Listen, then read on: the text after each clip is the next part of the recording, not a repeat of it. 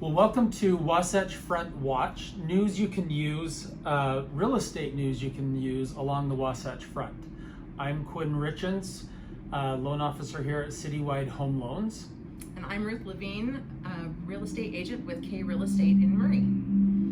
And we are here to bring value to the Salt Lake area and help you find the house you need, find the people that you need to help you along in life. So we're going to start by talking today. Well, first, actually, we're going to start the reason for this podcast. That is, we want to put out the information that you need. We want to help connect you with people. So as we go along, our episodes are going to feature the real estate updates. We want to give you the information, what the market's doing, what rates are doing, and what inventory is like. But then we're going to bring on guests and interview them, people like. I think it's going to be fun to bring on guests that are close to this industry and, you know, talking about roofing, talking about windows, talking about painting and all of that stuff. We've got many guests in those different categories that you guys will be able to utilize in improving your home, in making your home the palace that you want it to be. And we'll also have tax advisors, right, financial advisors, people that are in insurance, and just areas where you can use and enrich your life, help you find the things you need. Yep. So before we get started, why don't I interview you, Ruth? Oh, sure. Just so that you guys can get to know Ruth a little bit better. Tell me about yourself. Oh my goodness. Well, I'm originally from Western Washington, so I'm a transplant here to Utah, to the Salt Lake Valley, but I absolutely love it. My family is settled here. My husband Rich is also my co-agent, and we just love working together. We've got a family of 5 kids and a son-in-law, and love the outdoors. And I got into real estate by accident, by fate, however you want to call it. Interesting. Yeah. So 5 years ago, Rich was just starting his home inspecting business, and he met a realtor named Jen Kiko-Lynn, and she needed some office help. And he said, well, my wife would like to have another client. So he introduced us. We hit it off. And now 5 years later, I've had my real estate license for 4 years, and I absolutely love what I do. And I get to. And Jen now is your broker, Jen right? is my broker. I came on board with her, and not only is she a wonderful mentor and has helped me learn the industry, but we are the Give Back brokerage, and we support many local and national nonprofits, and giving back to the community is a huge focus for our agents. So I see that all the time on Facebook. You guys are always going out and checking out new causes to help. Yes, we are always looking for nonprofits to help bring into our network and expose them to our network so that they can find the resources that they need. And as part of that, when you're working with a client, doesn't a portion of your commission that you receive through the sale go to benefit a nonprofit? Yes. So the client gets to have a donation made in their name, and then a donation is made on behalf of the agent as well. So two nonprofits from every transaction are supported. That's awesome. Through our Give Back brokerage. Way to help local community and all of the different things that we're trying to support here. So you have been in the business now for 4 years. What excites you about this business? Oh my goodness. I love to show houses.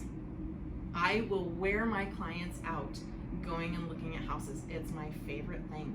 And when we find that house that fits the client's needs and it's a bit of an aha moment, it's That's kind really of exciting. Special. It is. And you get to see all the different, how people decorate their homes and the different floor plans, and go see all the different areas, different neighborhoods. It's really neat, really amazing. And there's a lot of different things along the Wasatch Front that are unique, I think, in the valley. Very unique, yes. Yep. Very cool. Yeah. My turn? Sure. Okay. Bring it on. Mr. Quinn, tell me how long you have been in the mortgage industry. So the funny thing is, I have been at Citywide the majority of my career, and I am actually considered the youngest of the old timers here at the company, which is interesting to say. So I've been in the business for 17 years. The majority of it has been here at Citywide Home Loans. We started out here with the company being pretty much like 40 people when I started, and we were in Murray, and we've grown into the mortgage banker group that we are today. And I have two hats. I'm not only a loan officer, but I'm the vice president of marketing here, Yes. helping all of the rest of the loan officers grow their business. That's wonderful. Are you responsible for the shamrocks out there on the building? Was that your idea? I've always wondered.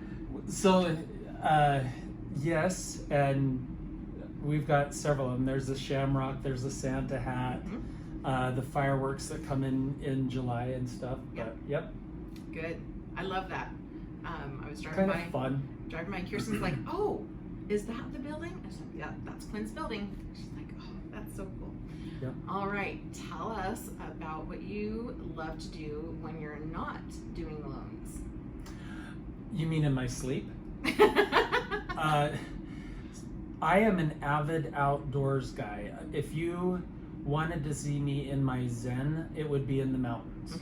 So I am constantly, when I can, out traveling, hiking, doing those things that are involve activity in the mountains. Yeah. And we've got a lot of those activities here along the Wasatch Front. That's for sure. We do. Yeah, Rich and I went for a hike last Saturday. Actually, just there was a little steep part, and then it was along the bench. Like, Quinn would be so proud of me. Yep. How about your fur babies? So there's 5 of them, and I've always had animals, but as part of nonprofits, I've gotten involved with a couple of organizations that are rescues, and so the majority of those 5 dogs come from rescue organizations that I continue to support with both volunteering and financial support. But yeah, they bring a lot of headache and joy to my life. Yes, but they are so sweet. And if you follow Quinn on social media, his Furry Friday posts are just adorable. He highlights his pups. Yep. So. Grandpa was at the door of the trailer today. Oh, was he? On Furry Friday photos. Yay! So. Oh, I can't wait to go look at that. Now, you are native to Utah, aren't you? I am native to Utah. Yep. I grew up in Bountiful. Went to Woods Cross High. Stayed here in Utah just because I love it here. There's so many things to do. It's beginning to be an incredibly diverse community. Yes. Here in Salt Lake. So yeah, I just haven't ever needed to leave. Wonderful. What is your favorite thing about working as a mortgage officer? Here is the interesting thing, a little bit of background. I did not study to be a mortgage professional. I actually went into marketing. But this opportunity 17 years ago presented itself. I love to flip homes. I love to invest in homes, and somebody, the owner of the company, actually said to me, "What is it that I need to do to get you here to be a loan officer?" And I've been here ever since, and it's been rewarding. One of my favorite things, you love to go see homes.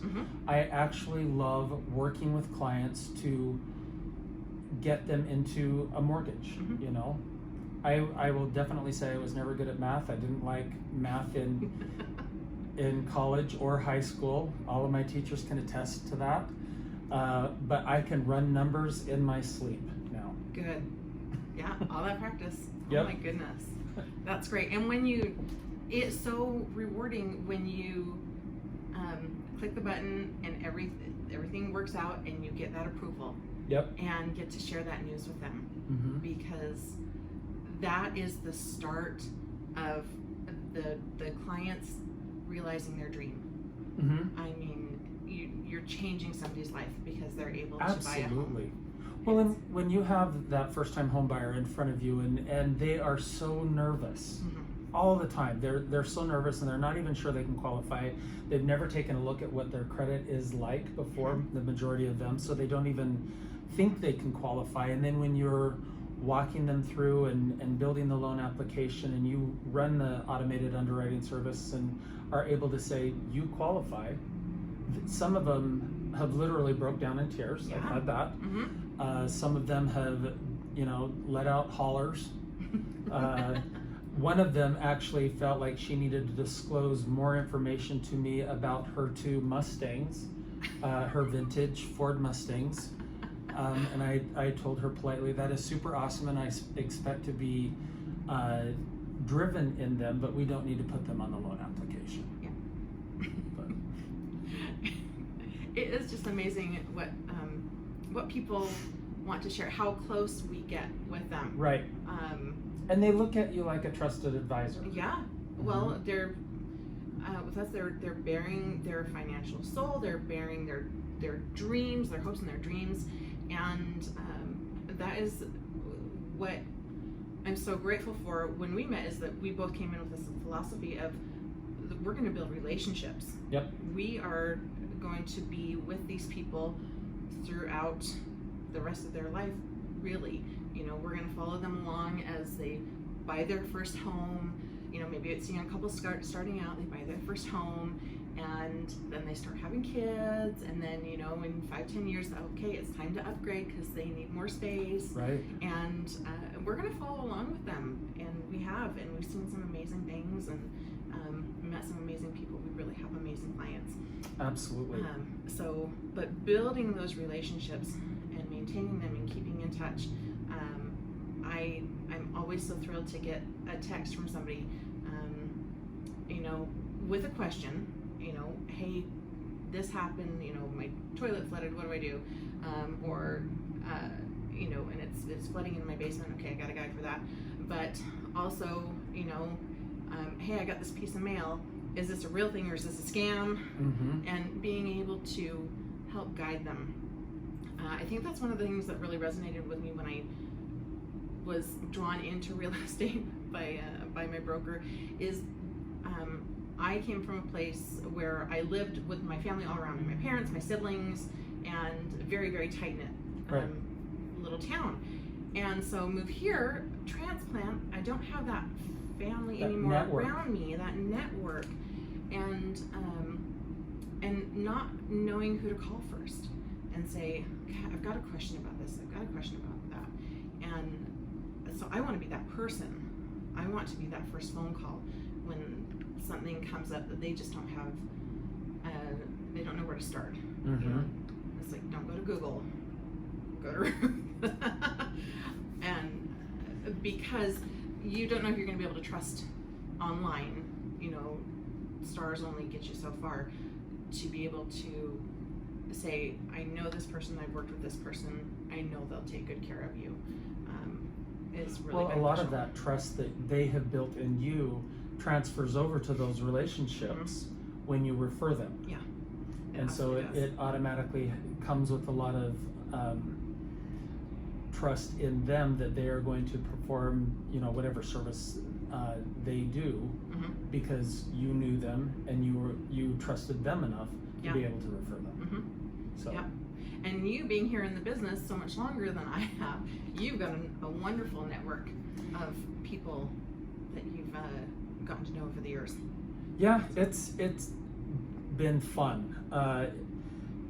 It's always, people don't think that you remember them, and when you are delving into somebody's life with the extent that a mortgage person does, you do get to know them very, very well. You learn about their kids, you learn about all of the things that make them tick as a person, as a family, and you remember them. I have them, come back all the time and say, I'm so-and-so, and I don't know if you remember me.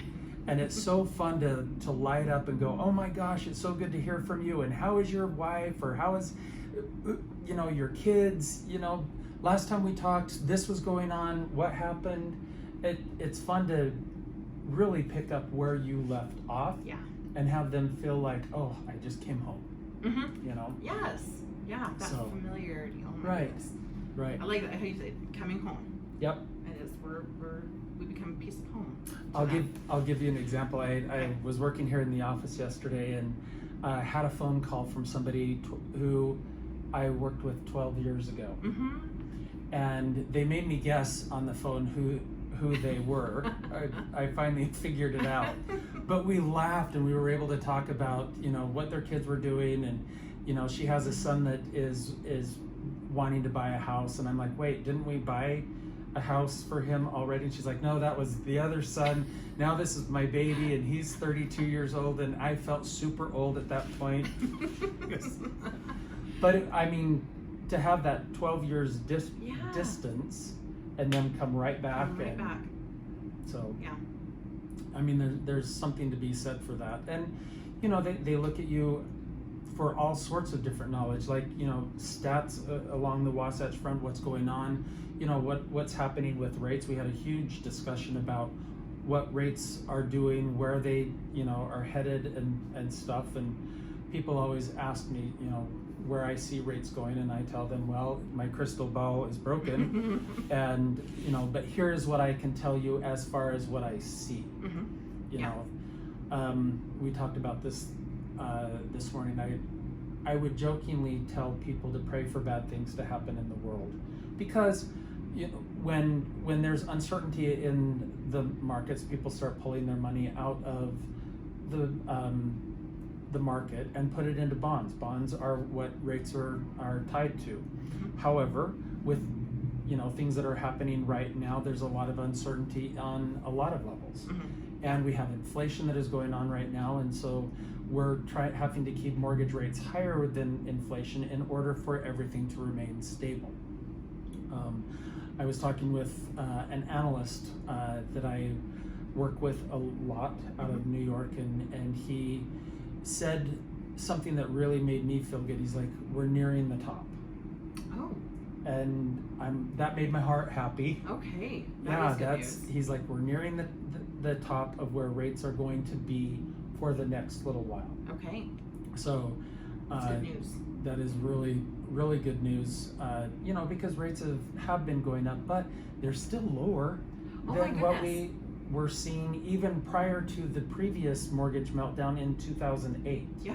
You know, so I mean, people are still able to buy homes. Yes, they're not at the 2% rates that they were a year and a half ago, but we've still got great rates. People are still out there buying homes. They are, yeah. You know, people are still wanting to come get qualified. I haven't seen any of that slow down. Not at all. So when he said that, I, you know, took a step back, and I was like, okay, that's something that we can really, you know, hang our hat on, because it's not Quinn Richards looking into his crystal ball saying rates are going to slow down. So that's wonderful to have that connection to give you that broad overview, right, to see how the market is performing. And that's what he does all day long, is studies rates, studies where the market is going, studies what is going to be out there affecting rates and bonds and all of that stuff. So rates are going to be slowing down. I'm so glad that's your area. I don't know that I could do all the numbers and everything. I can calculate a home price, but that the lending side of it, we all have our expertise, our niches, and I just love that that's yours. That's great. Well, talking about, you know, kind of what's going on out there in the market, you know, everybody is commenting, oh my gosh, prices, you know, and when you combine that, the drastic increase in prices that we've seen with the mortgage rates going up, ticking up, you know, it has created this sense of alarm, because as the rate goes up, your buying power goes down. Right. And you're right. And so that's that gets tough. And with the inventory shortage that we've seen for the last 18 months or more, it's just been these people that have been put on hold to buy a home, they see their buying power decreasing. we have a client that a year ago he was qualified, over 600, about 625. Now with the rates ticking up, that buying power has decreased by at least $50,000. Right. And Yeah. And that's a lot of our responsibility in just educating our clients on what it is that they need to be doing, what they should be looking for, how they should be managing their finances. Yes. Getting them in contact with a financial planner that can help them do what they need to do in order to keep that level of qualification there, I guess you would say. It's definitely a balancing act, but that's one of our responsibilities, you and me, together with clients, is helping them understand what buying power truly is. Yes. Yeah. And I see that in people thinking just, okay, I just got to go get qualified and then let's just go buy a house. Okay, well, let's talk about all the steps that are involved. And that's one of the areas, again, that you and I are very passionate about, is educating our clients. Yep. We sit down, we have the conversations with them up front and make sure that they understand the process, what's going to be involved with applying for the mortgage and the information that's going to be needed. Okay, and then what's the process going to be when you get approved and we start looking, what can you expect during the transaction, and a glimpse of what life is going to be like once you finally close on your purchase and you get to move in. So it's that ongoing education, really. Actually, that's what we love to do. So I think maybe just to let you know a little bit about what's going out there right now. We're still having an inventory shortage. It's just such a kind of negative. It's got bad energy. There is, how would I put it? There are opportunities for sellers.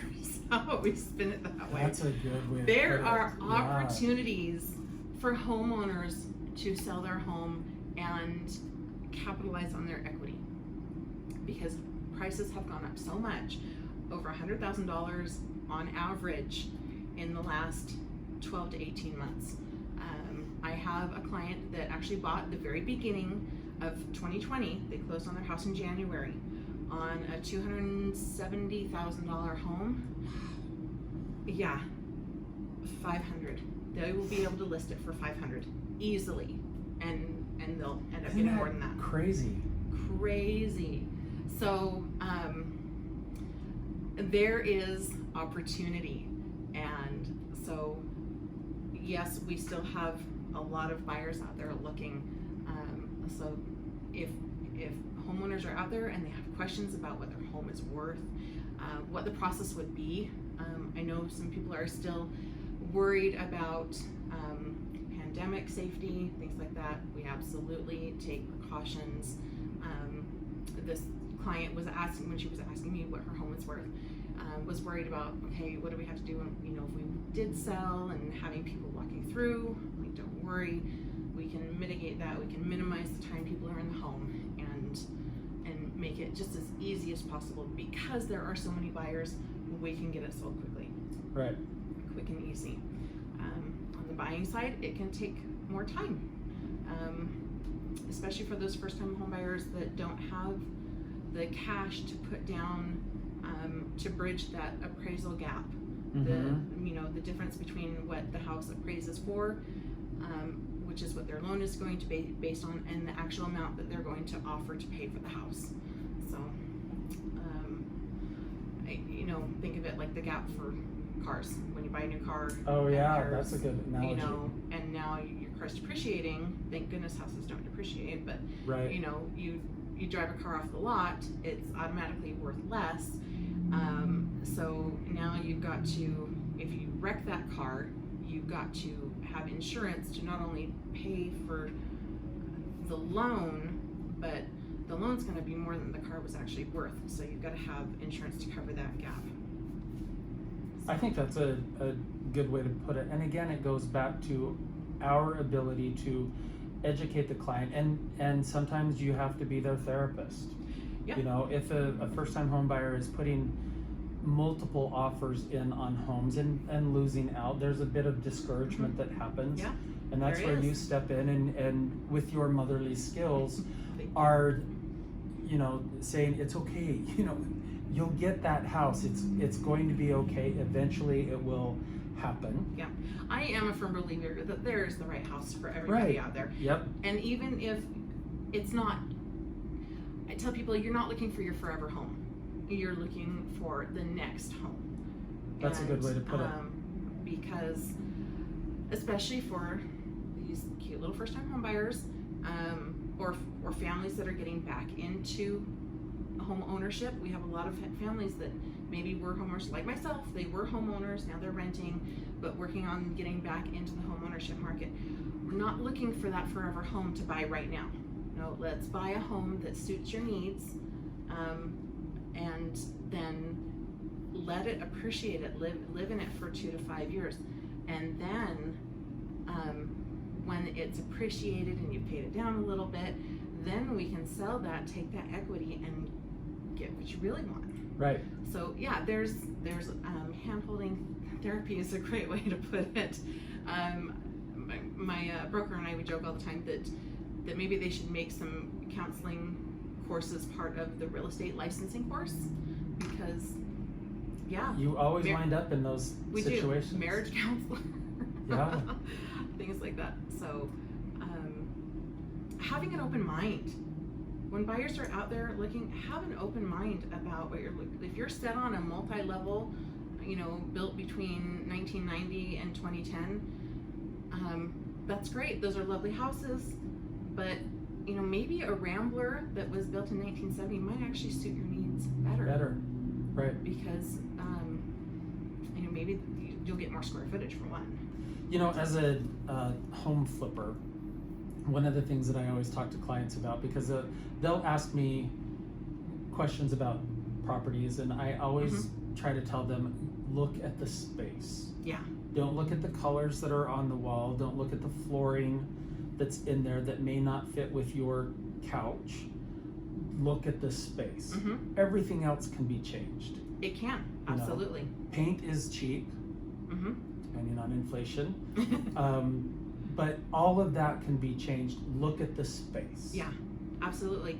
And on the flip side with sellers, you know, well, it's easy to change. Paint and carpet are the cheapest upgrades you can make to your home to give you the biggest bump, the best return on your investment for that. Yep. And I mean, if you love bold colors and you've decorated your house that way, wonderful. We're glad you love it.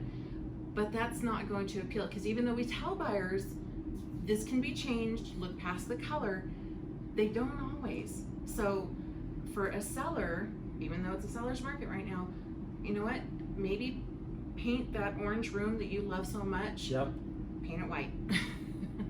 Yep. So that, because the initial reaction of the buyer is they're going to walk in, they're like, oh, that's orange. And you don't want, I mean, that's going to look funny on camera. But, but they're going to have that reaction, and we don't want that reaction. We want that, oh, this is so lovely. This is such a nice space. Right. This feels good.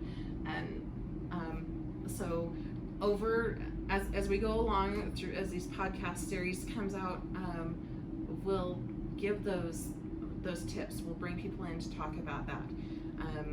And really, if you have ideas, if you have questions, we want you to submit them. Yeah. If you've got a topic, that you guys want us to talk about, we'll definitely take that into advisement. Yeah, we want your input, because we want to provide the value that you need. Yeah. This is definitely real estate news you can use. Absolutely. And, you know, real life. This is it. And we're going to have fun. This is fun. We're not too serious. No. No. Whoa!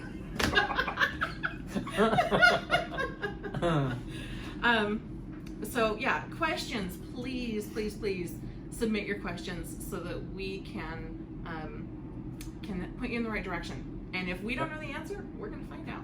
we'll bring in the specialists. Yeah, we will. So we have our little areas of expertise, but we've got a lot of people around us that know their businesses Yep. so well. Look for this weekly. Yep. We're going to have this out for you. And so keep those suggestions and questions coming, and we'll address them every week. So, Okay. all right. Look forward to talking to you Yeah. more. Thanks for watching and listening to the Wasatch Front Watch. Real estate news you can use.